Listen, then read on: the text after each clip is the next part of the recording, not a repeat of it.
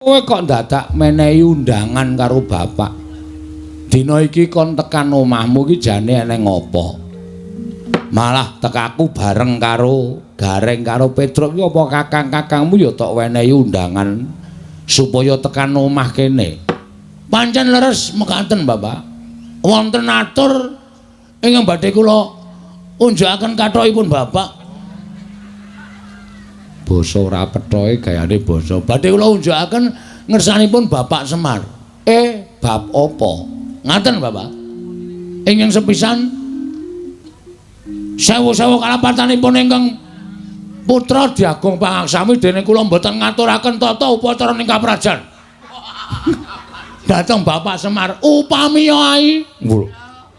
Upamiya Bapak menika rawuh menika kula ngertos badhe rawuhipun tabuh pinten kula badhe nyawisaken bandosa. Kurang ajar tenan. Kereta kencana. Apa duwe? Kere kok kereta kencana. Ayo saora-orane titian apa Bapak tok pethuk nganggo apa to apa. Badhe kula pethuk mawi titian kula, Pak. Saha nyawisaken Herminakata, Hermawar. Hermawar. Herminakata nggone Ndara Dursasana. Hermawar kinarya amijiki ampeyanipun Bapak Semar saha amijiki ampeyanipun Kamas Gareng kalian Kamas Petruk. Pikulon.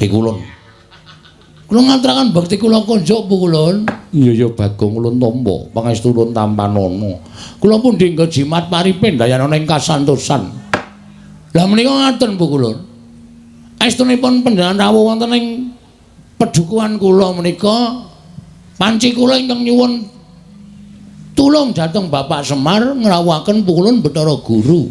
Iya Bagong. Ulun boya apa-apa. Apa piye? Ora sembrono engko disotke. Wah, anake Pak D Semar e. Ikan ming adimu santai wae, Pak. Ulun boya. Ulan kok ulun apa ulan? Wah, aku gak ngece MC-ne mau dadi kelera-kleru aku. Kualat tenan aku. Kakang Semar, apa? Wonten menapa? Mangke menawi kula paring pangandikan kaliyan Bagong malah mboten rampung-rampung. Ya ming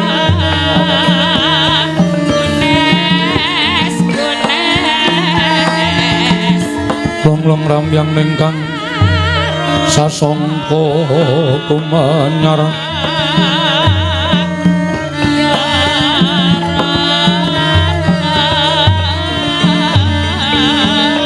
Mangrengga ruming puri mangken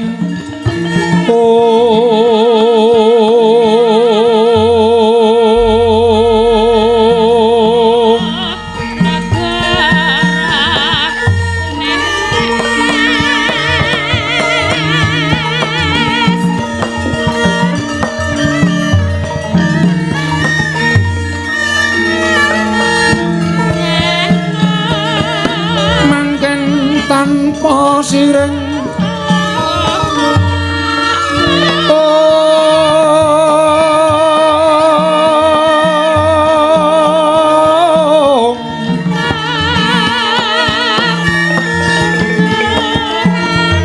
halep kang homamas masmara beng langit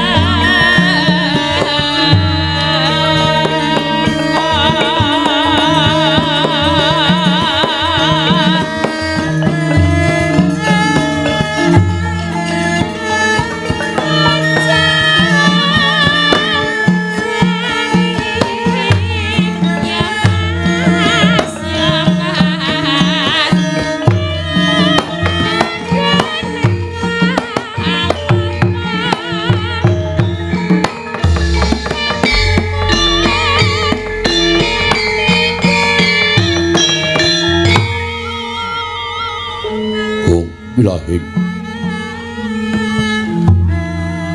wilahing Awignomastu Purnomo Sidhem Awignomastu sirat meringwang jagat karana sirang tandha kawisisaning bisana sono sinawung langlo pesta mases tantun lambang Buddha sinantur tutur katelo tulat-tulat milap ting paradya winusita umpama praniskara kanalugya tumiyung jaman purwa binarti tameng lalata mangga teka pasraning gupita tanpun renggeng pralambang matumpa-tumpa marma panggunggung sang murwengkata sebebyar dumadining wayang purwa Durakaning kondoli narik ruting basa dongeng kuna ngemusu rasa ninarasaya karaos mulat sarira angrasa wani pruhing diri rasa rumangsa ngrumangsani lir jalma ngilukaca jarweh musrinakup caing carita becik wis gemelar jroning pagelaran yaiku sejati namriksani pagelaran ringgih purwa Surya Candra Darum yang Kartika pinuruba kodrating kawasa Sahiratri angidri bawana purwa teking duksina gilir gemanti teman dadi petanganing dina sasi warsi windu kang sarta abad tetulan tangkar temangkar kursi rambun kaya Jawa pating kerembya dadya padhanging kutu-kutu walang atoga buron wana miyang burontoya dadya branakan tanpa wicalan padhang trawangan nari sang Hyang Rawi ingkang asam merbawani jagat mungguing jagat pitanduk mungup-mungup mungguing hanggraning kukir abang mrengangah lamun kaeksi ayahan dilato bumi saya dangu sumunu sang Hyang Arka katon snobelak kenan kering abang ismu jenar kaperbawan nari sang Hyang Basanta tanem tuwa katon ijo royo-royo hamangku gunung ingkang biru moyo-moyo bojo ing gunung Genemulan Gendanu kasiring Prabancana lenggat lenggut nganti kaya gunung Makutha Mega tanpa tawis dangu selaing kawula dasih dene rasang upaya boga garap Tegal Sawai hanglur seluruh tanah pedhete sinambi sesendonan sesindenan mikul garulukune hanggiring raja kayane samene ana pinembagan sama ruwange Sang Hyang Arka saya dangu saya inggil kados nari jagat wis katon melok tuning ing keblat papat lor kidul wetan kulon sunari jagat kang samrubyada rebut teja rebut kekuwung parandritatan ana ing madani kekuwunging padukuwaning pringapus nadana mung wujud padukuhan parandene kati arja ayem tentrem kawulane mat sinamatan daya dinayan tunggal cipta rasa karsa lan karyane desa-desa Banjardawa ijeming Karangkitri katingal jagung puhung ledung-ledung ora mbok terong ora byong-byong uwi gembili sak kendi-kendi patut lamun kinarya patuladan bilih para kawula sabantuan pringapus samya gemi nggenya ulah tetanem mila datra mokal lamun panci pendak kala mangsa wis mangsaning panen katingal gumarenggang sangganing para kawula sapadusunan ingkang samya suka parisuka mangun sukaning manah sapinggiring padukuhan wonten balumbang wening dadya padusaning para sumirat padusaning para kawula kumricik kang toya anjok ing pepancuran dadya pasabaning para satumina wader pariwirawiri ulam tawes angu jiwat kenes hakarya sengsem kang samya tumingal nalika semanten sinten minangka dadi gegununganing padukuhaning pringapus mriku ta warnane atmajaning ki Lurah Semar ingkang wuragil nenggih ing ngawasta Kyai Lurah Bagong ya sang cepot ya bawur nadyan radu gecul kumarucul Wis kondang lamun kladuk wani kurang geduga parandining mangke. Pinarja dening sagung para kawula menapa dadya kami tuaning padusunan pringapus krana ganya wasis manata karukunan tuwin hadamel tentrem ayeming padusunan. Mila nadyan ndugal kewarisan parandene tinresnanan dening sagung para kawula sak padukaning pringapus. Risa juga Kelurahan Bagong nedeng lelenggan madyaning pendapi alit bali wis maning Kelurahan Bagong. Nalika semanten kagat kadura wekasan duwi mulat rawuhipun ingkang Rama nenggih Kelurahan Semar Badranaya semawana ingkang Raka Kelurahan Nalagaring sumamana Kelurahan Petruk Kanthong Bolong. Jroning batos Hanggung Bombong dene ingkang Rama iwah ingkang Raka sampun kemareng rawuh madyaning padukuhan pringapus. Paranjene manggi Kelurahan Bagong datang kepareng amadhara pangandikan amung sakedhap-sakedhap angunjuk sakedhap-sakedhap adahar. Ing jawi andher mlabar sanggen para kawula padusunan megamber mlabar yayah samudra datan tepi. Parandiring mangke datan wonten wiyosing pangandikan tidhem jinem madyaning padukuhaning pringapus kaperbawan wingit wimbaning Kelurahan Bagong.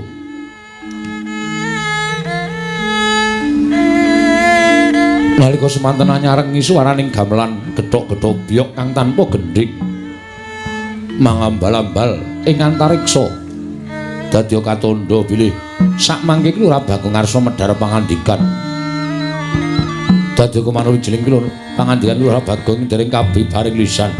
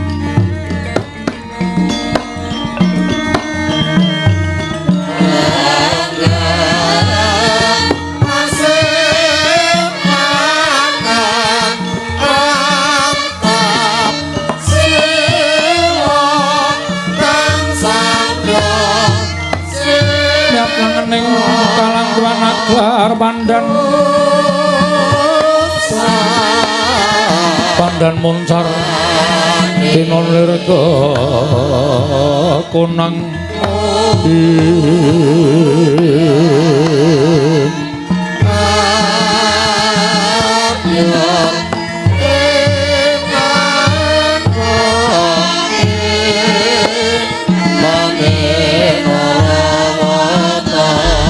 surem sorot tetan padang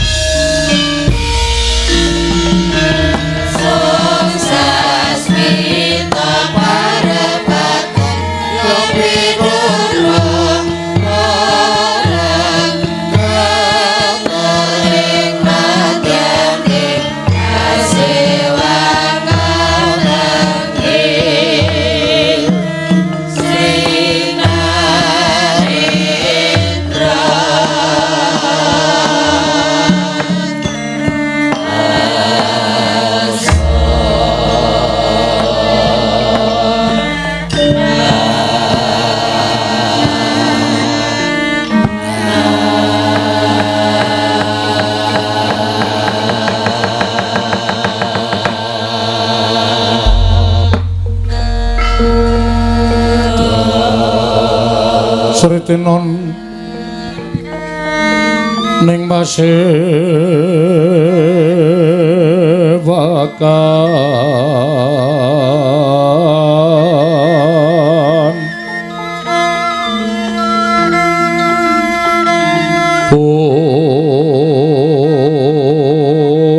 busana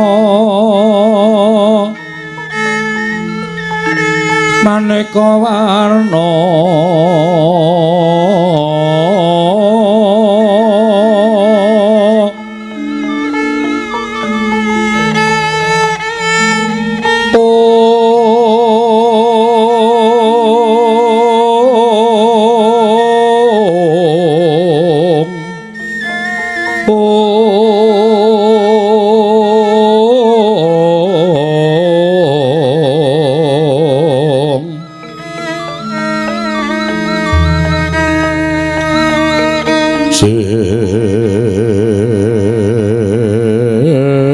Pak Puspiteng Udana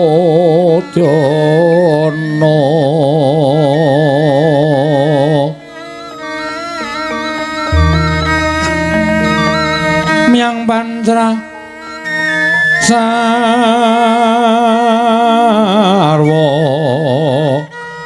Rukma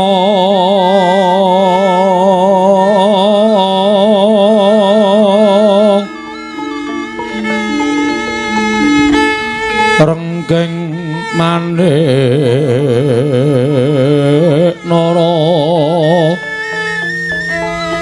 Narawata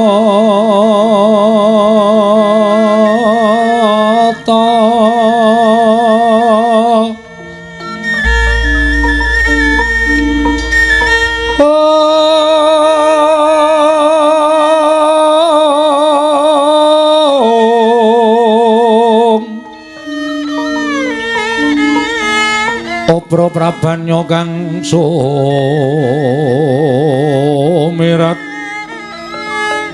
Obro Prabanyo kang sumirat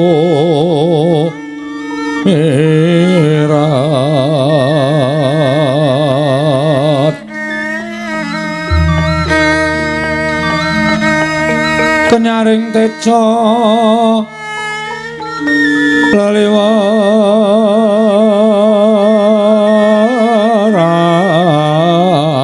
laliwaran lir ki laji siring nadit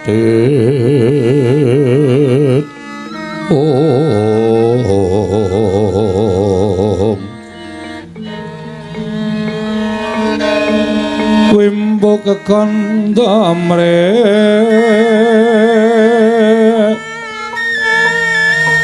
mingin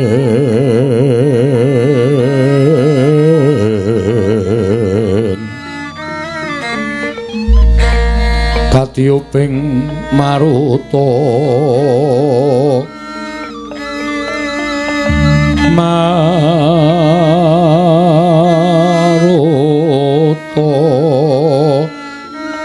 mando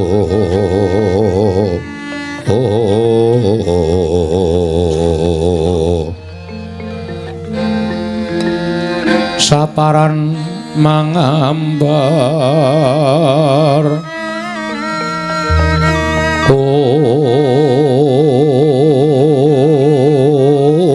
ngas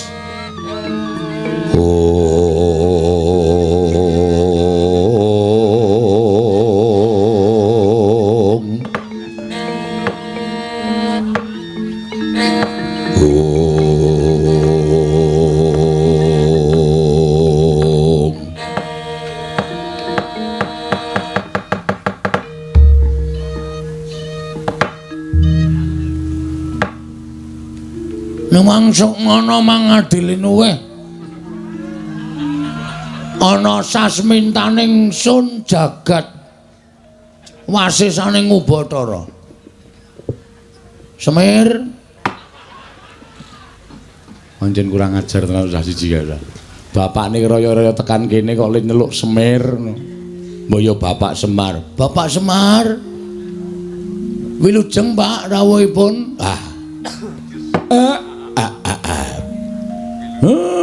wong tuwa dibasani karo anak ki rasane ning ati kaya disiram tirta wayu sewindu. Rung adus wae, Pak. Sing ngomong rung adus apa? Iki mau kok arep siram. Atiku rasane kaya disiram tirta wayu sewindu. Anyes. Oh. Slamet tekaku, Dole, Bagong. Aku ngaturake pamujiku tampanana ya cah bagus. Kula pundi nggo jimat paripe dayanana ing kasantosan. Amawa ana kabagyaning gesang kula. Bapak pripun prayogaken nggih, Pak? Iya. Ya ming aku gumun kowe iki dadi anake Semar kok. Seprana seprene manggon ning kene kok lincak ora ganti-ganti. Nganti mbok tembel nganggo blabak kaya ngene iki. Nek pancen ora duwe iki nyuwun karo bapak. Mesti tak goleke utangan. Padha wae, Pak. Urip ora arep ngebot-boti karo wong tuwa. Prayogaken anggenipun lenggah Bapak Semar. Iya, ora kurang prayoga, Dole. Kamas nolo gareng. Waduh, jian. Biasane nek nyeluki tekle ngono. Ki Kang Mas Nala Gareng. Tata krama etok-etoke wonten Pasewakan Agung. Kang Mas Nala Gareng winantuing Suka Basuki. Rawuhipun Kang Mas. Pangestumu, Dik. Slamet tekaku. Aku ngaturake pudya pangastawaku tampanana. Kula pundi nggo jimat paripe dayanana ing kasantosan. Dipun sekecakaken anggenipun lenggah, Mas. Iya, wis ora kurang prayoga. Kamas Petro. Wilujeng rawuhipun, Mas. Wah, anteng atiku, Gong. Ayem anteng. Aku tok basane iki kaya anguk-anguk lawanging swarga. Mbok gek mati. Lho. Tegese iki ayeme atiku prasasat kabagyan kaya anguk-anguk lawanging swarga. Mengkono ka, Mas. Slamet to, Di. Pangestumu. Wilujeng ka, Mas. Prayogaken ya, Mas. Ya, ora kurang prayoga. Sabar sedhela Bapak Semar. Mboten wonten gangsal menit tumuli menika mangke unjukanipun medal. Iya. Ya, wis aja kuwati. Dadi ayem rasane Bapak.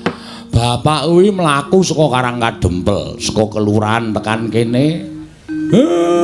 Nek sing jeneng wong tuwa ki rak ya mesti ngelak. Sami, Bapak. Kula nggih ngoten. Ya mung sing dadi kageting atiku, Bagong. Kowe kok dadak menehi undangan karo Bapak. Dina iki kon tekan omahmu ki jane eneng apa? Malah tekaku bareng karo Gareng karo Petruk iki apa kakang-kakangmu ya tok wenehi undangan supaya tekan omah kene. Pancen leres mekaten, Bapak. Wonten atur ingkang badhe kula unjukaken kathokipun Bapak. Basa ora pethoke gayane basa. Badhe kula unjukaken ngersanipun Bapak Semar. Bab apa? Ngaten, Bapak. Ingkang sepisan sewu-sewu kalapatanipun ingkang putra diagung pangaksami dene kula mboten ngaturaken tata upacara ing kaprajan. Dateng Bapak Semar upamiya ai. Upamiya Bapak menika rawuh menika kula ngertos badhe rawuhipun tabuh pinten kula badhe nyawisaken bandosa. Kurang ajar tenan. Kereta kencana. Apa duwe? Kere kok kereta kencana. Ayo saur-aurane titian apa Bapak tok pethuk nganggo apa to apa. Badhe kula pethuk mawi titian kula, Pak. Saha nyawisaken Herminakata, Hermawar. Hermawar.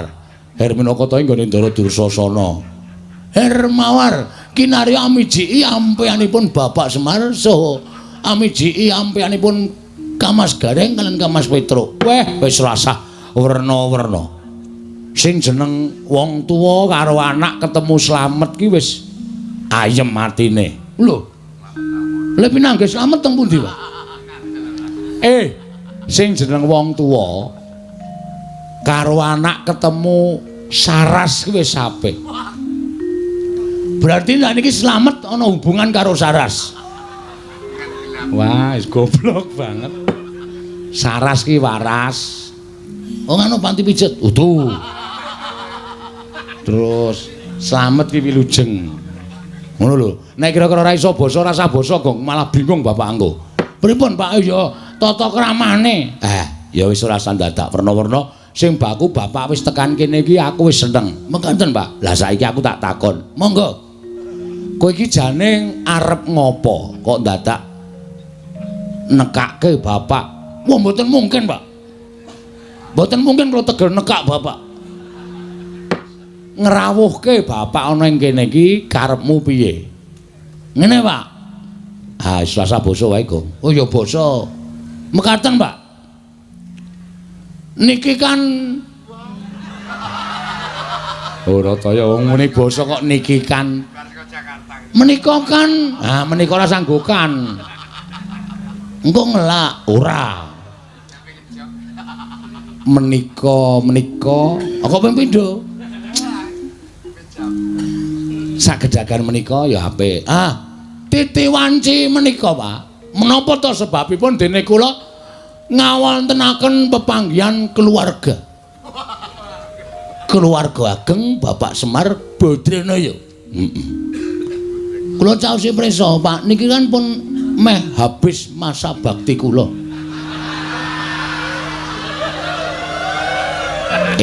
Ngono. Nggih, Pak. Ning kanyata, kira-kira sasi November niku pun entek, Pak. Pun telas masa bakti kula. Lek kula udu penemu uron dateng pembangunan padusunan Prengapus mriki. Lah terus niat kula niku ajeng neruske perjuangan kula, Pak. Perjuanganmu ing babagan anggen kula ngesuwi para kawula sak padukuhan ing Prengapus. Menika badhe kula terasaken namung keramikipun dereng gadah, Pak. Terasaken bangun teras terusaken dipun terusaken krana sakathahing para masyarakat kawula sak padukuhan Prengapus menika kanyata menika tasih setuju menawi kula menika tetep madheg minangka dadi kamituaning padukuhan Prengapus. Ketitik kula niku mboten wonten mungsuhe, Pak. Iya. Niki sing kula pacak dadi mungsuh kula bojo kula, Pak. Oh iya. supaya sah ing samukawisipun. Kuwi tegese lemu mranata para kawula kuwi apik, ngono, becik. Dasare kowe ya srawung karo masyarakatmu, srawung kawula-kawulamu. Ya dah, nggih, Pak. Ning nggon tata cara apa wae kerepotaning masyarakat kowe teka. Ana ing kabagyaning masyarakat kowe teka. Masyarakat kesusahan kowe ngetok, masyarakat padha seneng kowe ya ngetok. Kuwi jenenge kowe srawung apik. Mula ora ana liyane kejaba kowe kudu neruske perjuanganmu melawan Belanda. Ora. Perjuanganmu nggonmu nata marang padusunan iki. Mekaten, Pak. Nah, intinipun kula ajeng nyuwun pangestu kalian Bapak Semar. Tak pangestoni. Kalian nyuwun Prabeya. Sing arep maju jago kowe kok kowe njaluk Prabeya aku. Ngengeti bilih kula menika mboten nggadahi celengan, Pak. Iya. Ngengeti bilih kula menika ugi nuwun sewu tiyang mboten gadah ning dipercaya dening para masyarakat. Nggih, kados pindu pundi malih kula tetep kudu maju minangka dadi pengayomaning masyarakat nerusaken dhateng pembangunan pedukuhan pring ngapus. Nik ngaten niku, Pak. Lah, mula kula nyuwun dukunganipun, Bapak. Iya. Bapak kula pacak minangka dadi tim sukses kula. Iya. Sampeyan Bapak kula jaluk supaya ampun tilem wit dina niki. Wong tuwa melek teka saka iki tekan sok November ora mudar ya ning ya. Ayo aneh-aneh ora.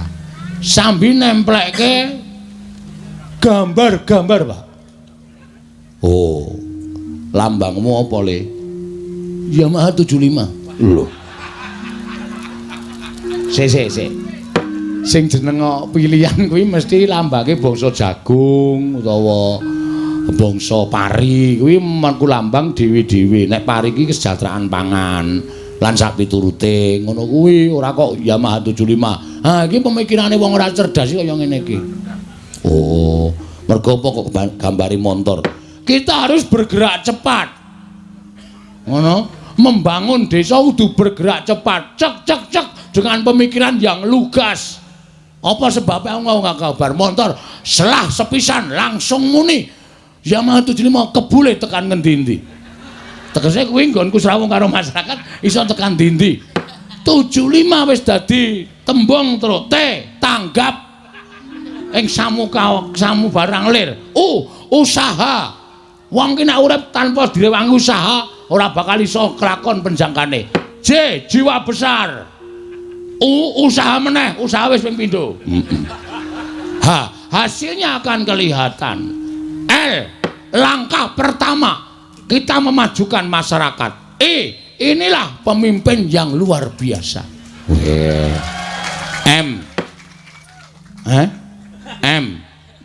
Prei. Loh, prei piye maksude?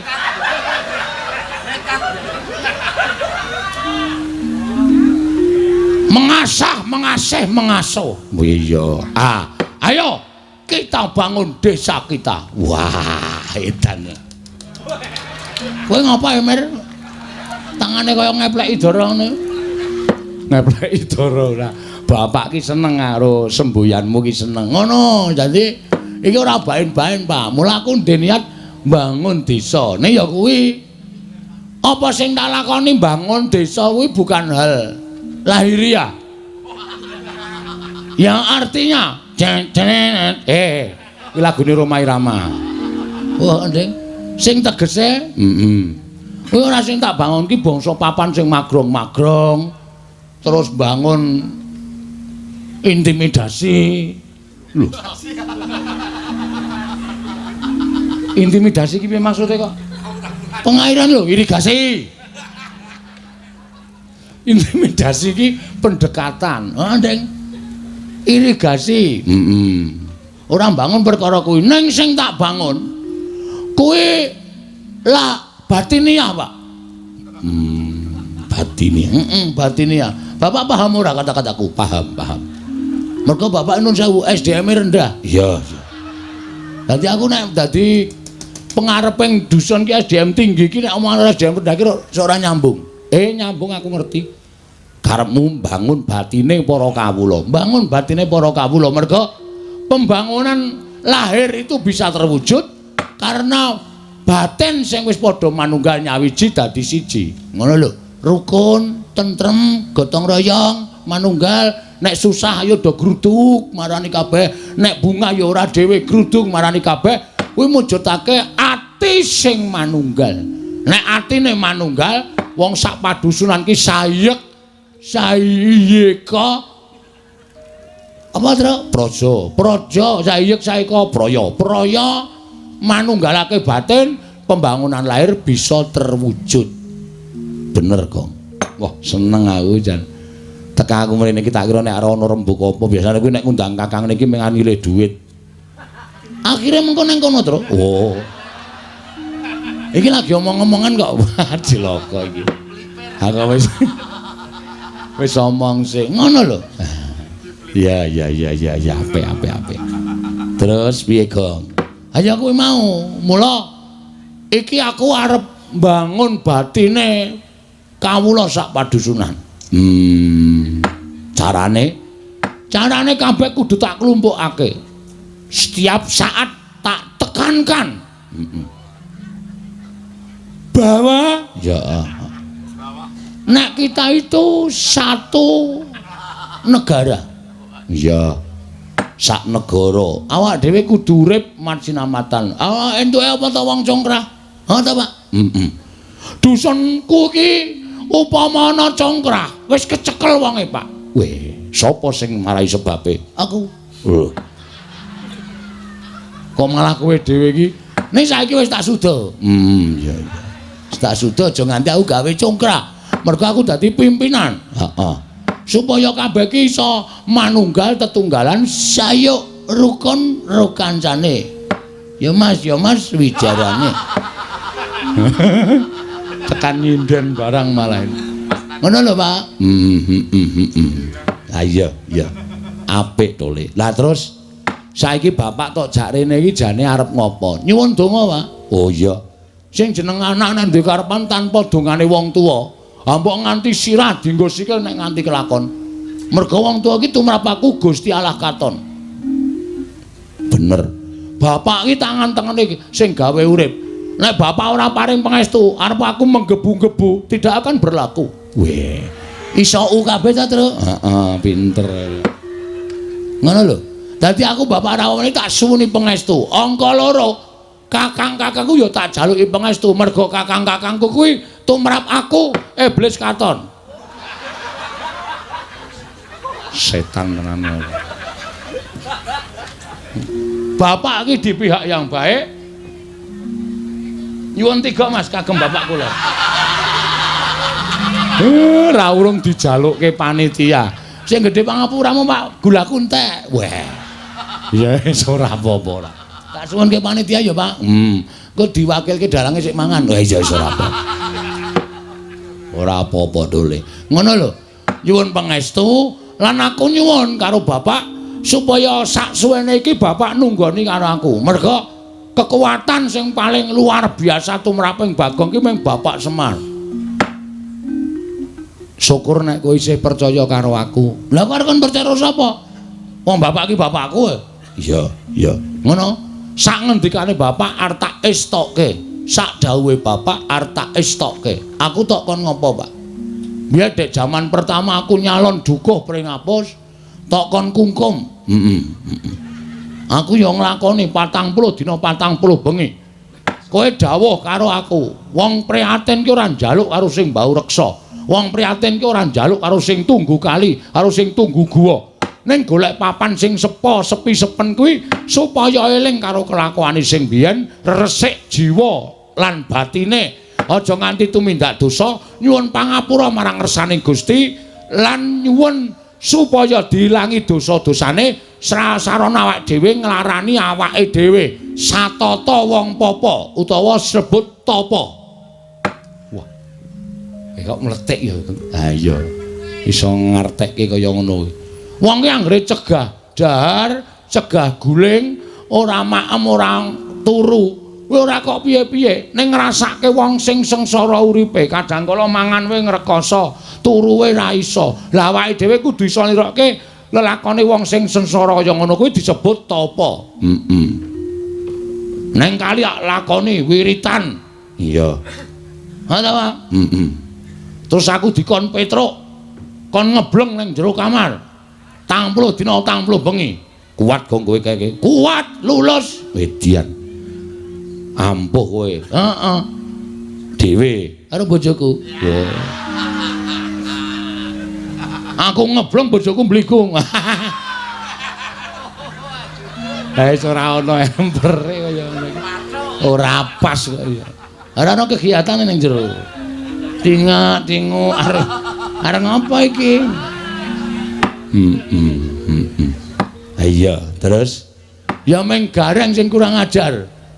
Lah piye to? Sing terakhir aku kon turu ning sarean. Sareane siji. Heeh. Are turu ning sarean kene iki sarean leluhur. Tak turani 3 dina. Bareng tak genaki juru kuncine iki ming sarean genjek. Wow. Mula kok blas ora ngrimpeni. Arep tak apusi setan ora.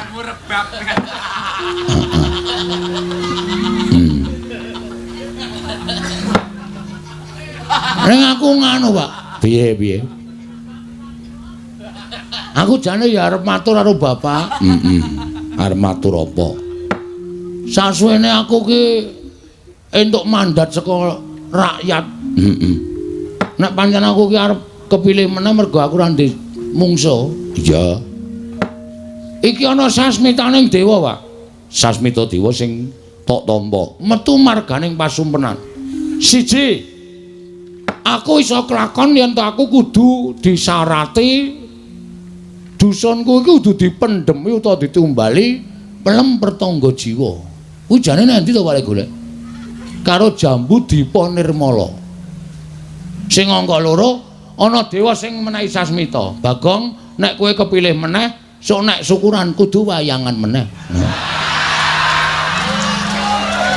Ki masyarakate do guyu to? Setuju to? Provokator kuwi jenenge. Konjur sing ditanding kok masyarakate. Amen ra apa-apa nek ora ngono ndak ora sida. Iya. Ha kuwi pertangga jiwa Jambu Dipa Nirmala iki jare sapa to, Pak? Ya ora bab sing gampang. Ning kuwi bab sing angel sebab kuwi ora ana tukule ning jagat. Lho. Tukule nanti, Pak? Malam pertangga rasa nganggo ta marai arep watok aku iki Semar iki pancen ngene iki ngandel ora sing jeneng kok jeleng ora Semar iki ya entuk kleru wong MC-ne mau ya kleru harmoni mugi-mugi kok mugi-mudi mergo ketrikel lilate. Mesti kleru mugi-mudi. Wis kebacut seru. Ha iya.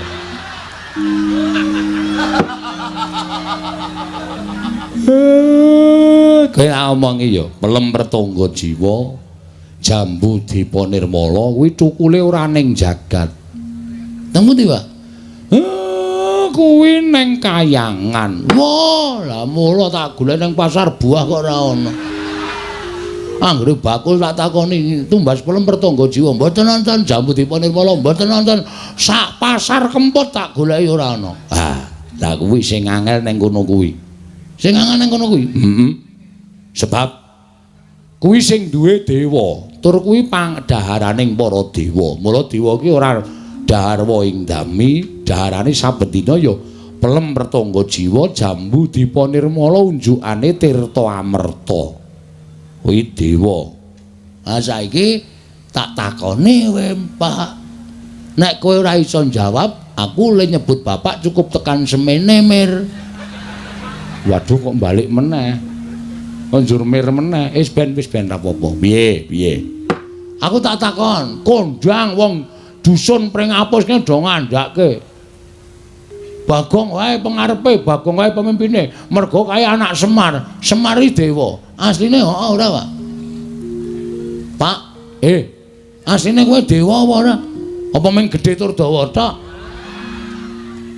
Ora dewa asli. Tak omongi kuwi mbiyen crita mbiyen. Nek wong sing percaya ya monggo, nek ora aku ya ora apa-apa. Ha iki sing takon anakmu Anakmu kudu ngerti kenyataane. Nek nganti anakmu ditakoni masyarakat, Pak Bagong, napa sampeyan iku anak dewa? Apa aku muni ya mbuh ngono? Engko dikira aku ki wong ora tanggung jawab. Ora iso meneh wangsulan sing iso gawe marem para kawulaku. Nek hoo ya apa? Nek ora ya ora. Kuwi mbiyen. Mbiyen kapan? Terus saiki kowe isih dewa apa udu?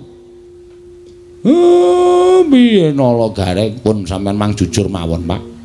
Mungkin ndak malah Bagong muring-muring pun. Sampean ngerti watake Bagong dingendikake mawon. Nek blegere pancen Semar ning sing lenggah eneng kene wedan. Oh berarti sok nguntal kursi ya, Pak. Kok eneng sing lenggah nang kene iki? Kusike to cah bagus. Sing lenggah ning singasana Adi kuwi Sang Hyang Ismaya. Ismaya iki apa? Ismaya kuwi kakangne Bathara Guru. Berarti bener. Kawula nek do omong Bagong ki aja sepelek karo wong kaya ngono kae cah pinter ming ora ketok mergo kae anak dewa, anake Sang Hyang Ismaya sing menjalma dadi titah swanta. Wah, seneng aku, Pak. Dadi ternyata asli to, Pak. Aku lagi ngerti mbuktekke nyatake matur dhewe karo Bapak ya bengi iki lho, Pak. Iya, pancen bener. Ning kuwi rak wis mangabad-abad kepungkur. Nek aku dunekke dewa, aku moh wong jejerku ki mung menungsa. Aku moh nek dunekke dewa. Ning sampean asline tetep dewa. Ya dewa ning dewa sing kon mudhun ana ing jagat dadi titah swanta. Kok iso? Nek kowe upama urip ning kayangan rak aku barang ki melu sugih to, Pak. Ora kere kaya ngene. Siji pesti loro jodoh telu tibaning wahyu kuwi sing ngatur sing kuwasa. Pestine Semar kudu urip ning donya. Nek jane aku ya ora karep ning gandeng wis dipesthekke ya wis kepiye meneh. Sebabe apa to, Pak? Nek tak critake engko ndak dawa. Ora apa-apa. Santai wae to. Mbiyen aku kuwi kakangne Bathara Guru, bapak kuwi Sang Hyang Tunggal.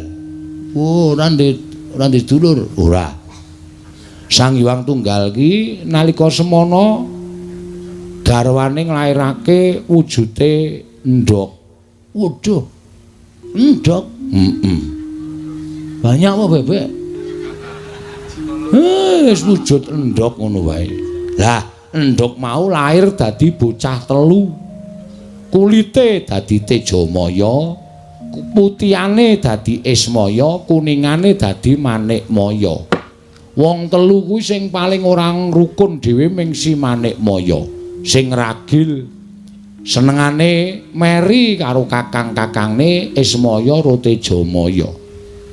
Nganti sawijining dina aku kuwi lagi regejegan karo Kakang Tejamaya. Istilahe gelut. Masalahe rasa takon perkarane. Kalodhangan kuwi digunakake karo si Manikmaya nggo wadul karo bapakne Sang Hyang Tunggal, Rama. Kakang Ismaya, Kakang Tejamaya sami Pancabakah, sami peperangan. Amargi sami rebat kepingin dados dewaning para dewa. Ning jane ora, ning merga Manikmaya kuwi sing jane kepingin dadi dewa. Terus aku didakwa kaya ngono karo si Manikmaya. Rama pukulun duka. Wedane. Apa ya ceritane? Terus Rama pukulun duka didangu Tejamaya, Ismaya kok ngono pakartimu kok kepingin nyahak wenanging wong tuwa. Tejamaya nek kowe iso nguntal gunung pagering jagat sisih kulon tak dadekke dewa. Ismaya nek kowe iso nguntal pagering gunung jagat Cisewetan, kowe tak dadekke dewa. Pak Demu Tejamaya cangkeme nganti dijembar-jembarke nganti suwek. Mula cangkeme Togog kakangku kae kepleh-kepleh. Dadi rusak awake. Aku nganggo igo. Gunung mau tak serot. Sawetara saperangan mlebu ning wetengku, mula wetengku jembling kaya ngene iki. Isine gunung. Separuhe ora ana, ngragas. Aku ngonceki critamu mau ana bab sing apik sing tak cekeli, Pak. Piye? Sing jeneng wong duwe gegayuhan, kuwi nek ora ngukur karo kekuatane, kuwi mesti ngrusak karo ragane, ngrusak karo batine dhewe. Ya kuwi bapak kuwi. Iya, mula aku keluputan. Terus didukke ning jagat kene. Lah saiki ngene, Pak. Piye? Aku nek njaluk tulung piye, Pak? Njaluk tulung apa? Gandeng bapak ki wis tepung karo wong kayangan. Bapak ki wis apal karo panitia kayangan. Terus bapakmu nggawa ning kayangan nyuwuna pelem pertangga jiwa jambu dipa nirmala. Lah. Iki piye iki? Gelem ora?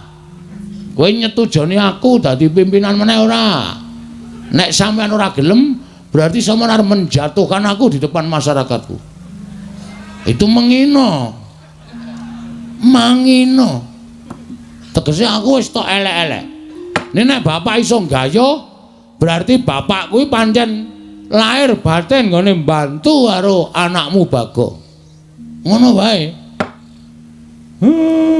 Lho gareng piye iki? Ah monggo kersane bapak pripun? Petruk piye? Kula ya ora ngerti. Pun rasa taren-taren. Gek cekat-cekat menyang iki ana uang transport. Lawewu. Selawewu tekan Kendigong, tekan Kayangan kok selawewu. Pripun, Pak? Nek upama aku rasa munggah ning Kayangan piye? Lah terus adikku guru tak undange mrene. Weh lah iki ngetoke keterampilan kesektene bapak. Coba guru kon mrene ning aja sak murite lho nang ngebabaki. Gurune tok wae. Iya, gurune tok. Engko ndak ngebabaki aku malah kewan le nyuguh aku. Iya.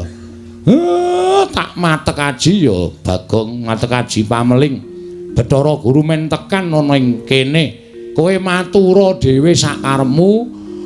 Entuk karo orane ya sak karepmu, aku ming sak derma nglantarake. Nggih, Pak, ngestake dawuh. Ratune Ratu Tama Padhe-padhe lino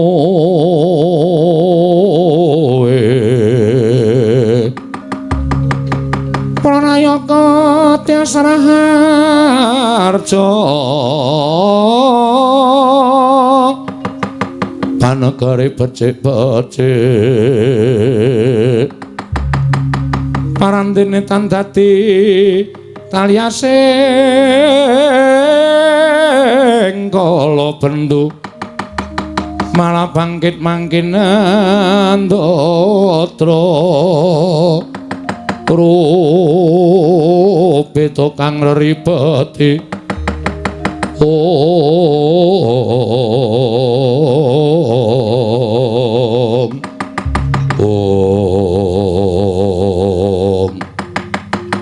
Sigra andumuk kuncunge Lurah Semar Badranaya. Lamun Lurah Semar ndumuk kuncunge tegese duwe gawe. Sigra matek aji pameling. Datan dangu cumorot saking Dirgantara. Nenggih. Unyang Madya Putra Hyang Pikulun. Sang Hyang Jagat Girinata ya Sang Hyang Bathara Guru tumedhak wonten ing bali wismaning Lurah Bagong.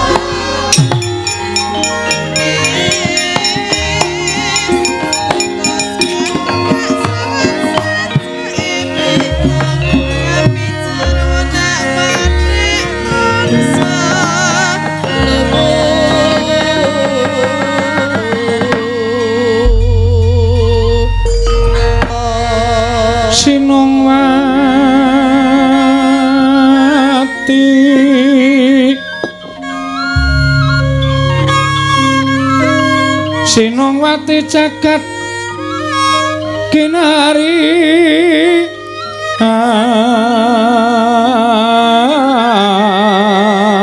among mbak lumembak ombak ing samudra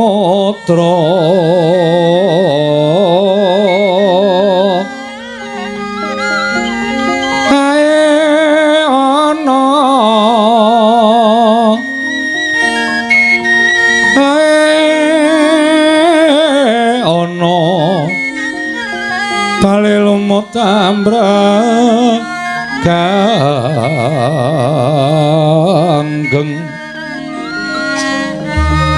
awita dedenceng dencengan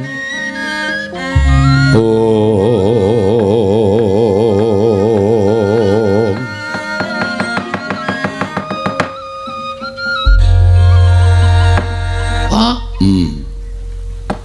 ki kono wong malak piye kancane tangane loro kok papat dhewe. Kene adus suwe tenan iki ngosoki kelek papat. Linggo ngisor. Kuwi Bathara Guru. Lho, kok ora nggo stop map? Bathara Guru. Ayo linggo ngisor. Nggih, Pak. Waduh, rawuh tenan. Nuwun ya, Pak. Iya. Oh, Mas tu nomo sidam.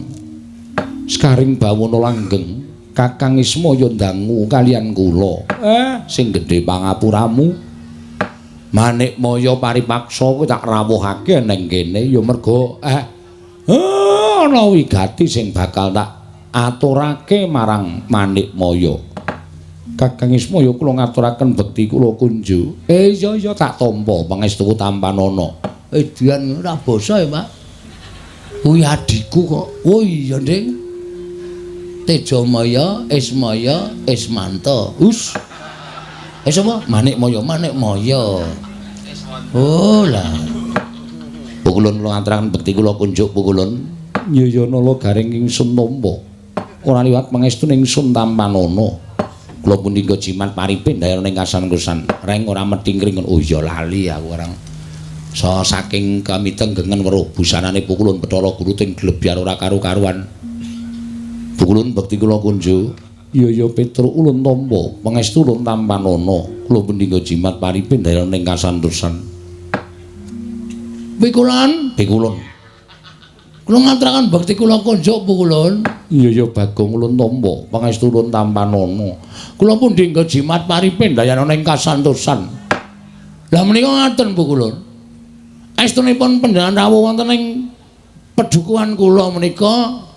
Panci kula ingkang nyuwun tulung dhateng Bapak Semar ngrawuhaken pukulun Bathara Guru. Iya Bagong. Ulun boya apa-apa. Apa piye? Ora sembrono engko disotke. Wah, anake Pak D Semar e. Ikan ming adimu santai wae, Pak. Ulun boya. Ulan kok ulun apa ulan? Wah aku gan ngece MC-ne mau dadi kelera-keleru aku. Kualat tenan aku. Kakang Semar, apa? Wonten menapa? Mangke menawi kula paring pangandikan kaliyan Bagong malah mboten rampung-rampung. Ya ming ana penjaluk sithik saka anakku sing bakal katur marang Manikmaya. Wis ben anakku sing matur dhewe mengko ndak dikira aku piye-piye. Bathara Guru menawi ngaten inggih Bagong matura. Mekaten pukulun. Kula menika nggadahi gegayuhan kepengin bangun desa kula. Nelasaken masa bakti kula 1919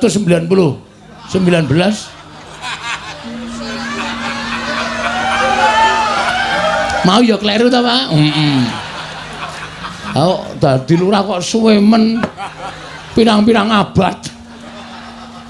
2919 edan tenan. Aku kuwi wong lahir wis metu wudel, Pak. Apa iya sak ngisore sithik.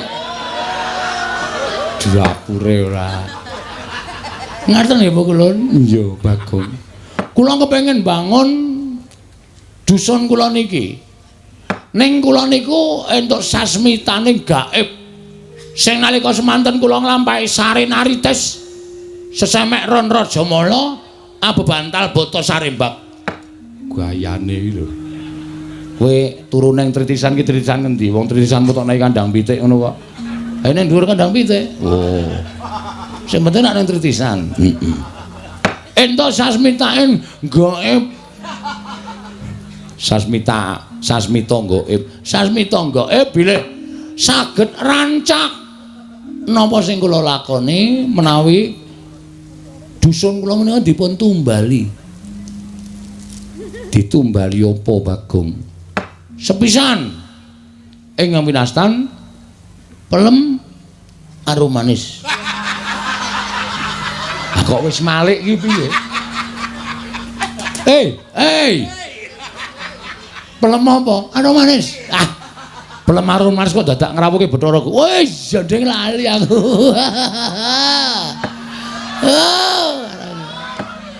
Wong blokon tenan.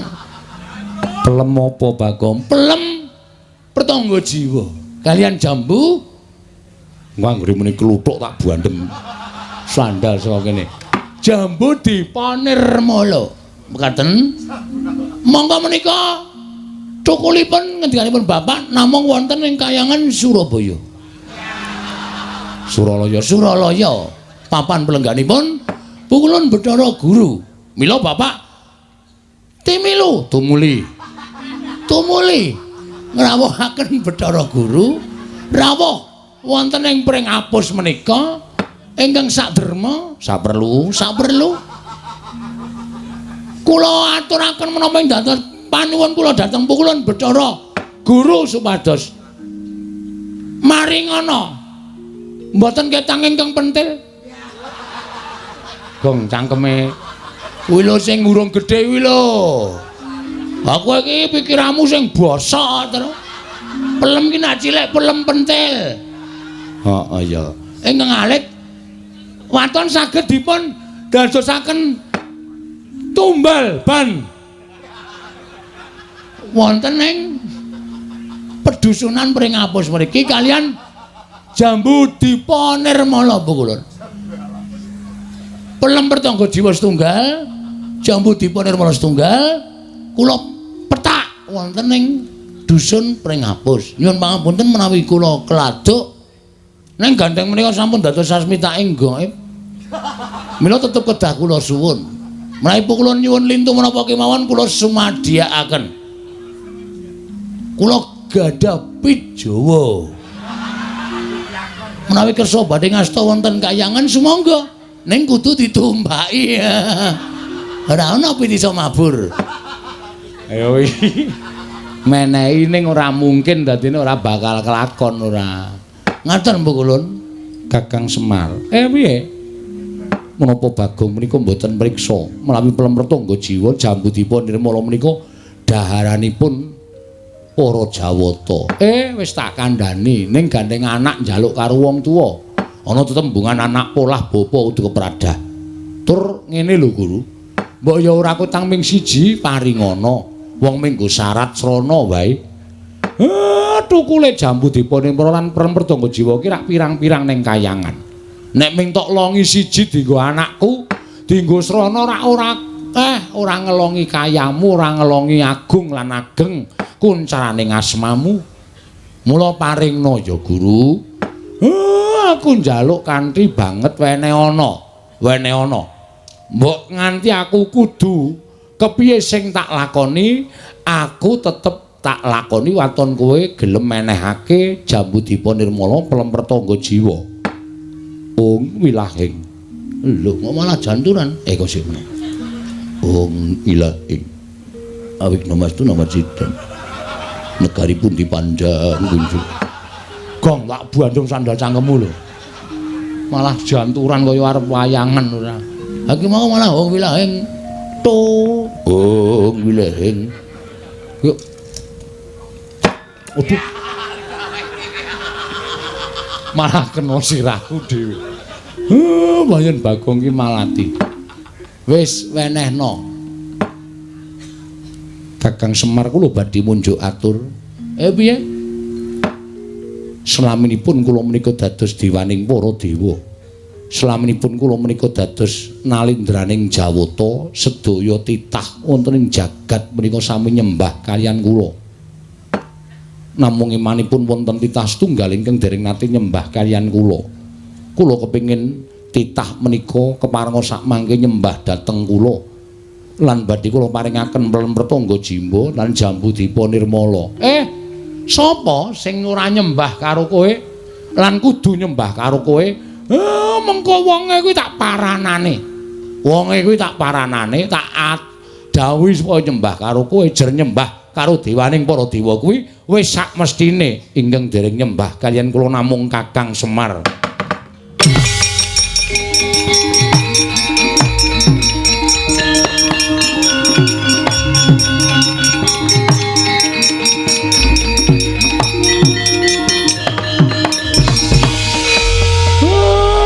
Pancen kuwi syarate. Nadan aku kudu nglesot ning ngarepmu, tak lakonane. Ben napa sing dadi penjangkane anakku iso kelakon? Jangan, Pak. Aja. Bagong, menapa sing tok karepke kelakon? Aku sing ora entuk. Aku ora tegel bapak klesotan ning ngarepe Bathara Guru. Bathara Guru kuwi adimu to? Aja. Wis Pak ora apa-apa.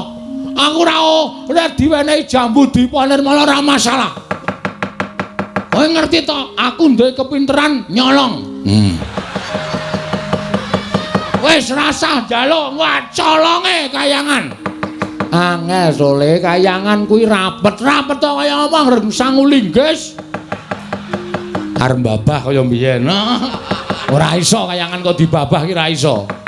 Setro, aku mangkel iki ora dandruk. Mangkel piye? Wis aku lara ati aku.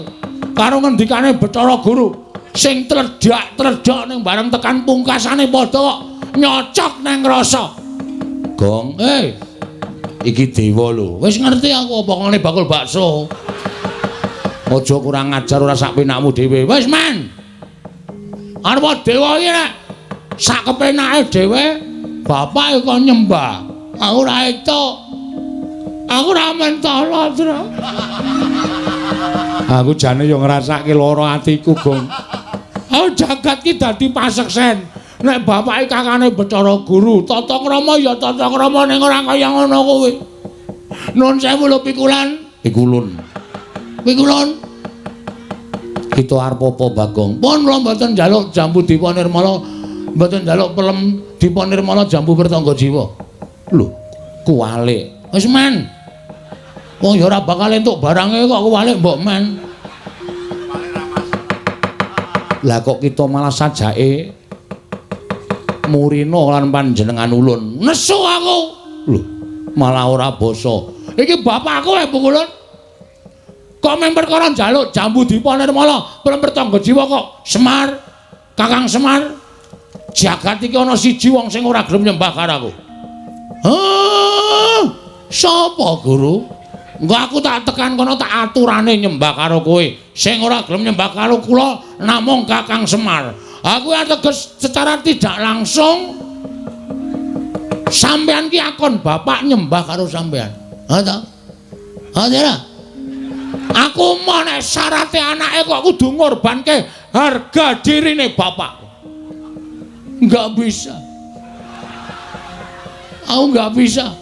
Nek carane kaya ngono, alon-alon aku terima mundur wae. Kuwalik. Lagune kuwalik, men ra apal kok sakarepku. Kuwalik ya men aku kuwalik ya nekat kok. Sok deleke kuwalik ben aku ya. Aku ora trima. Ning sampean mang titeni. Sampeyan ora menehi Jambudipa Nirmala Pletangga Jiwa. Aja sambat nek nganti ilang sakwite. Kuwi enak duduk sisan pokoke. Apa jare? Gawe masalah kok gawe masalah karo mantan maling. Sampenake dhewe ora. Gugu karepe dhewe. Arep piye kowe, ha? Lho, kita malah wani karo panjenengan ulun. Sing tak wedeni apamu? Yen ngono kita ora bakal ulun paringi. Aku ngruda paripeksa. Apa kita wani karo dewa? Sik to, kowe kita-kita kowe kita iki sapa? Wah, iki sing ora paham Bagong. Gong kita iki kowe. Tak tanya modar kowe. Bapak iki jenengke aku ngrekoso dibancaki barang ning diwalik kita. Wangun Bagong karo kita. Kita nek aku nyebut, aku pamane dewa aku nyebut kowe kita. Nek kowe nyebut aku ulun. Ulun piye? Sing ulun sapa? Ulun aku. Jare Bathara Guru. Piye ta iki? Bathara Guru apa ulun? Wis mau diaringi ambok 2 jam iki kok ngene iki terus. Ha wong cah ora dong kok dikandhani ora. Iki basa dewa. Oh, beda. Nek misale Gong arene ndi ngono kuwi aku nyeluk kita arene ndi. Oh, berarti aku ki kita. Iya, heeh. Nek Bathara Guru ki ulun. Heeh. Aku kita. Ajare kita aku. Sing positif to. Pun mboten ajeng aku mboten ajeng ngomong kula, Pak. Mumet sirah kula. Sabanjure kepiye Bagong apa kita tetep bakal njaluk jambu dipunirmala pramrtangga jiwa. Nek purun mboten maringaken kula tetep mrudha paripeksa. Yen ana apa kita wani lan para Jawata.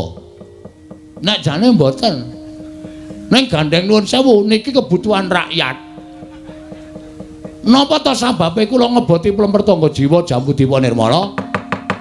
Merga niki kebutuhan rakyat pring apus niki kedukuhan pring apus. Nek nganti kula ora iso pramrtangga jiwa jambu dipunirmala ora entuk, ateges rakyat kula sengsara. Daripada rakyat saya sengsara, lebih baik saya yang harus menjadi apa ya? Korban demi kesejahteraan rakyat. Wah, jangan tepuk tangan. Apa gunanya tepuk tangan tanpa saweran? Urung nembang kok wis saweran. Aku mundur alon. Kowe apal kuwi, aku sedira nyetel kuwi. Oh. Kempol cawet. Cendol cawet. Kempol cawet ora.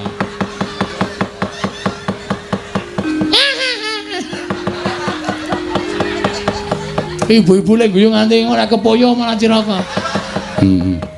Kula ajeng rebut kita wani karo para Jawata. Sing tak wedeni awakmu. Bagong sabar, men. Meneng men. Ora tak peksa ngene iki ora rampung-rampung. Sampeyan ora maringke, kula munggah ning kayangan tak bedol wite. Ben dewa do ngelih kabeh. Ora mangan pramrtangga jiwa jambu dipunirmala. Ulun jabut nyawa kita. Jabutan ora wedi aku. Untu lore tak jabute kok ming nyawa dijabut. Aku wedi ora wedi. Metu njaba ayo, piye? Metu njaba. Weh, lah dewa ngajari ora apik kowe. Hah? Dewa ngajari ora apik. Nek wis sah, wis resmi iki ditokke jero.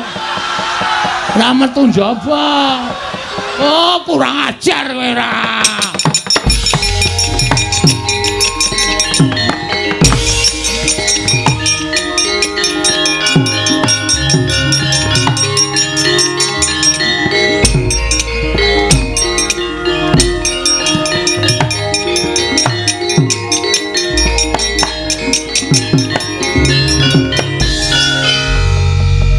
Wedi to Bathara Guru karo aku, Pak. Kae iki ora wedi ning kae metu ning pelataran lumpukke dewa-dewa mateni kowe. Waduh. Apa? Domongi kok. Aku padahal mau main gojek dewa kok jak gojek ki ra iso. Mula aja sok sembrono. Waduh cilaka iki, Tru. Aku dewangi, Tru. Ya. Reng, apa? Aku dewangi ya. Oh, tangane wetekle ora kon gelut. Ayo ngantil rak ya ora tekan. Oh, ditanono ora ngewangi aku berarti kowe tega rupatiku. Iya, saya-sayaku lho. Kowe ketoke cilik nek gelut trampil. Mun aku diwangi ya, ya ya. Aku dilindungi, kowe pokoke tak dapuk dadi linmas. Oh iya. Jek linmas kaya ngene iki sing wedi sapa coba? Linmas kok ting gendiek-gendiek ngene. Sing penting getakane kok, Tru. Getakan sempritan sing penting. Ha iya ora. Wis Pak, Bapak rasa kuwatir, tak tanggunge Pak, rasa wedi. Ngono ana apa-apa piye? Ah saya tak takon. Kowe tresno ora aku? Aku tresno. Nek kowe tresno, mengko nek Bathara Guru methoke aku arep matani karo aku. Pethoke ya, Pak? Oh iya, iya. Ya? Heeh. Anake Bathara Guru jenenge sapa? Bathara Indra. Sisan kuwi pethokno sisan, Pak. Oh iya, iya. Terus liyane oke. Penyarian Yamadipati, Mahadewa, Bathara Brahma, Bathara Sambu. Lan sak piturute akeh banget dewa. Njaluk tulung kuwi pethok sisan ya, Pak? Wow. Coro. Trenggiling. Ngono. Misuwi kok ora wangun to, Gong. Kok mung kewan cilik-cilikan trenggiling ora. Arang-arang. Oh, cacing pita. Ha iso ora serem cacing pita. Tulung ya, Pak. Iya, iya. Wis kono gak menyang. Hak kowe, aku tak turu dhewe. Engko nek Dewane lunga aku digugah. Ora kena kaya ngono, kudu tanggung jawab tela bakarane. Enak kuwi. Tanggung perkarane kok enak-enak. Oh, siap. Jagung bakarane, Pak, kok tela bakarane. Nek wis ora gatekke iki aja dibaleni. Senengane kok malah badarke dhewe. Aku karang ya sak ngono kuwi. Nek ora bener ki aku sak ora lega. Aku iki wis rampunge iso tak bener ora ya mau. Ora yakin e. Hei Mamet tuan dhisik aku tak methukke karo dewa-dewa kae. Ning sing enom-enom pethukno, nek Bathara Guru sing maju aku sing methukke. Siap ya Traya? Yo. Ora nggo gending, slepek. Oh iya. Nganggo slepek wae. Tung glentang. Jolela jolali jolela jolali. Wanembah mangwa suci jalalalala. Sasi seswarane pesona wala. Brambang sak ular kambang. Oh, ndek ya. Ya emang aja. Yo.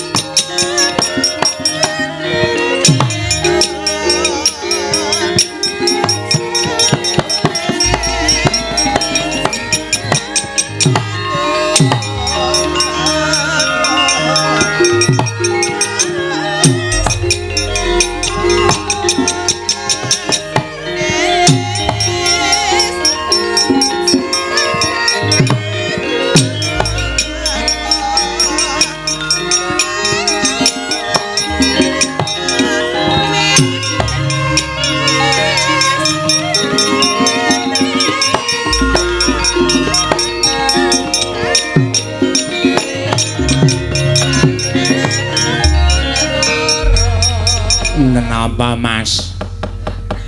Kowe aleman to Yem? Nggo kacamata barang kuwi piye? Kacamata ro matane gedhe matane. Dadi kaya matane kaya anguk-anguk. Kersane pripun? Wah, Dian, iki adimu ae kok? Nggih. Sumini. Sungkem kula, Mas. Wah, tonjo iki. Wah, ngirit kasur. Nggih, ngae karang nggih wonten kahanane. Ayo kowe do limbukan. Oh, nggih. Pentas dipresani karo para bapak-bapak saka kelurahan Playen kene sing padha mengeti hari jadi Desa Playen sing kaping pinten kaping pinten? 160 pinten? 100 pinten, Pak? 158. Mboten ngertos. Ora dikai catetan apa-apa belas. Aku rene kon mayang ora kon ngurusi pembangunan utawa ulang tahun. Ha iya. Nggih leres nggih. Wis gak pentas. Nggih ngestoke dawuh. Sing apik ya? Nggih. Ngaturke apa wigatine? Nggih ngestoke dawuh Mas. Mas ajeng punteng pundi? Arep perang aku. Aduh. Mas. Perang kali sinten? Perang karo Sego. Oh dahar. Aja kowe asa kuwatir. Duwe bojo satriya iki kudu ikhlas lahir lan batine. Arep aku mung Ponokawan ning jiwaku batur. Kula ki nek jiwane satriya. Jiwaku satriya, mula aku muane kahanan kaya ngapa sing anu iki tak lakoni tak tanggung jawabi. Nggih ngatos-atos. Ya gak wis. Nggih, joget sik. Nggih. Sinden-sinden kon ngadeg sik. Oh nggih. Saniki ayo kon ngadeg terus lebokke nang prau layar. Aku seneng dhewe prau layar karo apa aja dipleroki. Oh nggih ngestaken dawuh. Terus bablas nang begadang. Oh nggih ngestaken dawuh. Terus dilebokke nang ngundul layangan. Oh nggih ngestaken dawuh. Kok akeh banget. Akeh iki. Kudu ngono. Oh nggih telu mawon mboten sakata-kata. Ya wis sakaremu ya. Tak presani saka kono. Nek nganti ora iso gawe hiburan kagem para penonton bandeme watu. Lho. Sing pentas bojone kok malah dibandemi. Wis gak wis. Wis ya nem. Nggih. Wis ya meni sumini. Nggih. Lho. Dikapake kowe namung dijak salaman. Kaya ana suarane mak ngono. Mboten kok Mbak Yu. Nganggre macem-macem titeno kempo. Nggih ngestokke dawuh. Mas Bagong, piye? Niki dadi dawuh do mboten purun ngadeg. Ndalo akramasi apa-apa apa ya, Doan? Wah, wis. Ora gek cekak-ceken menggo ngadeg angil ora jamak-jamak. Digawe larang saiki Joko ngadeg. Nggih niku karang ngoten niku do males-malesan ora. Ngono kok. Kangelan ora. Awas, mengadeg arep mutahke wedang. Ngono kuwi terus dilebokke nang prau layar. Engko nek nganti do linggo omong aku. Nggih. Pak gerete saka mburi panggung. Menulih karsisan. Ora, mangga dadas.